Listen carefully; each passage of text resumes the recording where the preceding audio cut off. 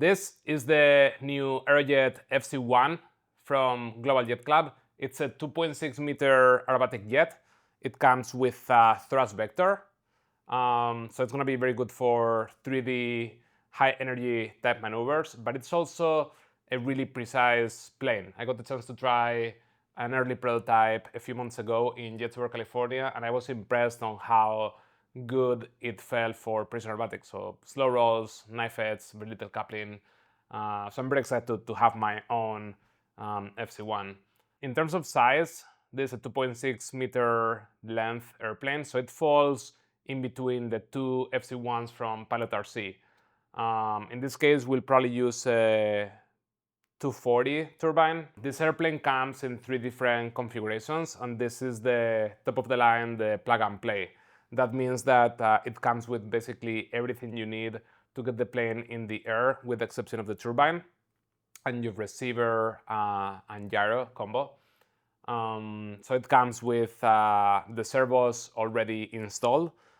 It comes with the 8 free sky servos. I believe that all of them are 5405, so the strongest ones on the flight surfaces and the thrust vector, and a smaller one in the nose gear. Fuel system, the same, comes with the fuel tank already installed, with the plumbing to the UAT already installed, fuel dot, vent, everything ready to go.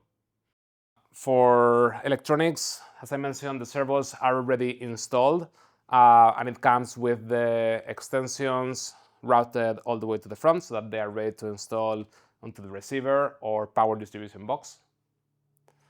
The fuselage comes as a 2-part setup. So the nose cone has 5 bolts that are easily removed. So such a long plane, it's always handy to have the option of kind of split it to make it easier to transport.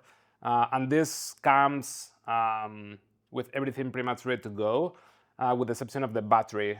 So the retracts are installed, the servo is installed and already routed. The wings are also basically ready to go. The servo is installed with the servo arm, with the linkages, so everything is good to go. Just to set up with the wing tube and the 2 bolts. There's 1 bolt that goes kind of under the aileron. The other bolt is right in the front.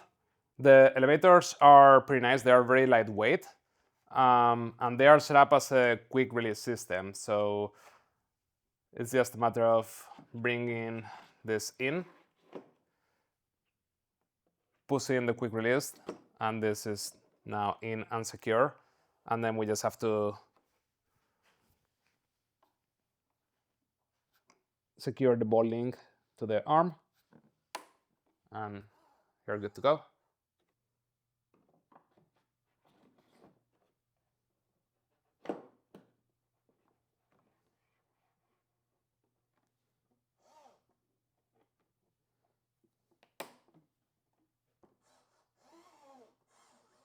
The vertical stab also comes ready to go with the free sky servo installed, with the servo arm and the linkage already connected. And one nice thing about this one is that you can actually install it and remove it in the field. It just comes with 2 bolts to secure it, and if you need to remove it to transport it in the car a bit easier, you can just undo these bolts and take this out. The thrust vector system also comes ready to go. The pipe is already partially installed. We just have to align the pipe with the turbine position and secure the bolts. But the pipe already comes in the plane as is. And the thrust vector servos are installed. The cone for the thrust vector is already hooked up to carbon fiber rods. And it's actually a pretty nice system in comparison to what I've seen before, what I had before in the Pilot RC J10. This feels much more solid, much cleaner install. And right now, this is not completely secure yet, but we already see that this can move freely inside the exhaust, but it's likely that we'll trim this a little bit, maybe an inch or so that the exhaust doesn't get blocked by this plastic here. So we might have to trim this a little bit. As opposed to the J10 that has the turbine all the way on the back, in this plane the turbine is here and we have a good access hatch to get to it. So that's where the turbine is going to go. And there's two other access hatches to get to the landing gear area. This is how it looks all put together. It's a pretty long plane. It looks really nice. This particular color scheme actually is one that I worked with Global Jet Club to design.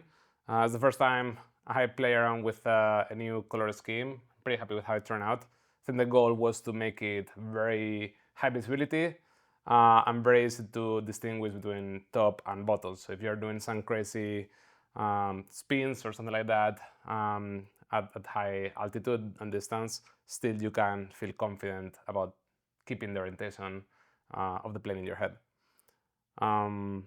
Yeah, overall it looks really good, looks really promising. I got the chance to try this plane a few months ago in Jettour, California without the thrust vector, and I was very impressed about the precision for basic aerobatics.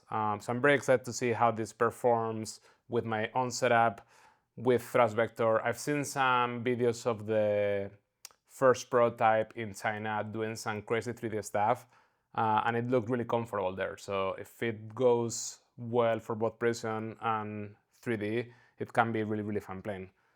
In the next couple of weeks, I will be going through the build and we'll post some videos about it. So stay tuned. And until the next video, happy flying!